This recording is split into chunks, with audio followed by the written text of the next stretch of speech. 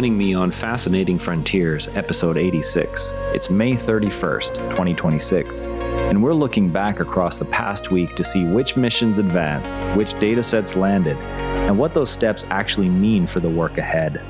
SpaceX's redesigned Starship V3 reached space on its first flight last week, and the engineering teams are now deep in the post-flight review.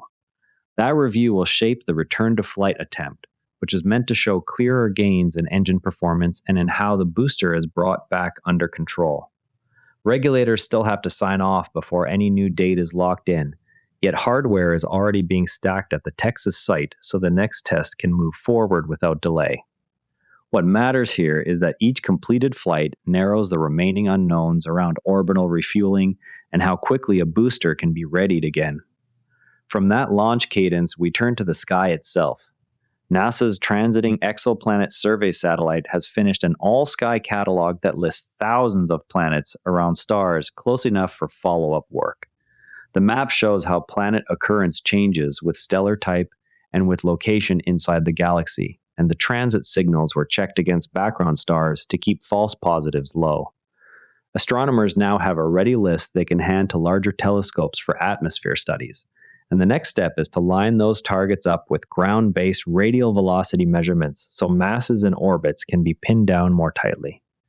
Shifting from distant worlds to our own, MAVEN's latest passes over Mars picked up plasma behavior that doesn't match earlier models.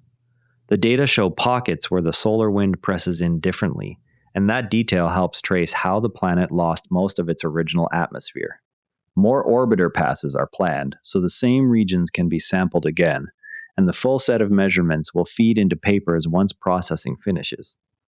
Commercial work offers a different angle. OrbitFab and Thales Alenia are studying how a docking port can link with electric propulsion systems that run on xenon or similar gases. The tests look at mechanical fit, fluid transfer, and electrical interfaces so future servicing missions can top up propellant without bringing the satellite home. Results from this effort will set the practical limits for what kinds of spacecraft can be refueled in orbit.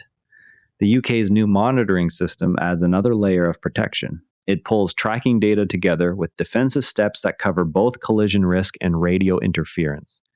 Fresh images released this week show the network now reaches farther across the orbital environment, giving operators earlier notice when something drifts too close or starts to jam signals.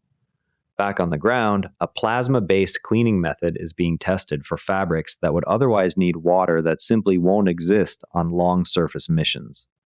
Lab runs show the ionized gas breaks down organic bits at temperatures low enough for spacecraft use, which could stretch the life of the few sets of clothing crews can carry.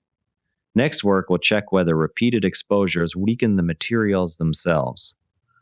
Meanwhile, the Shenzhou 22 return capsule brought back another round of station samples covering materials, fluids, and biology. Ground labs are starting the detailed analysis, and this flight marks the 10th recovery supporting Tiangong research, with more returns already scheduled through the rest of the year. From returned hardware, we move to planet formation still in progress.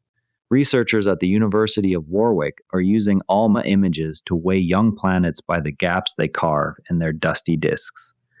Gap width and depth line up with planet mass in the models, letting astronomers study systems that are still embedded in gas and therefore only a few million years old. The method sidesteps the need to spot the planets directly, which opens a much earlier window on growth. ESA's SMILE spacecraft has settled into its long elliptical orbit after launch. From that path, the instruments will watch the solar wind meeting Earth's magnetosphere, swinging repeatedly between the dayside boundary and the stretched-out tail, so both regions are covered in a single orbit. Farther afield, construction has begun on a new facility in western China that will collect spectra from thousands of galaxies at once, giving large-scale surveys a faster way to map how galaxies move and evolve. Closer to home, May closes with a second full moon rising on the 30th. The geometry is tight, so the moment the moon clears the horizon is brief and depends on local skyline and exact timing. Photographers planning to catch the low, large appearance are already checking sites because atmospheric conditions can change how the disk looks from one minute to the next. A few days earlier, on the 25th, Mercury, Venus, and Mars lined up low in the evening sky. The grouping was short-lived, giving observers a narrow chance to see the three planets together before orbital motion pulled them apart again. That wraps the week's developments. The next Starship flight will show whether booster recovery has improved, TESS targets will start moving into atmosphere studies, and MAVEN's plasma measurements will keep feeding atmospheric loss models. I'm Patrick in Vancouver. Thanks for listening, and I'll be back tomorrow with whatever comes next. This episode used AI voice synthesis of my voice. Editorial selection and analysis are my own.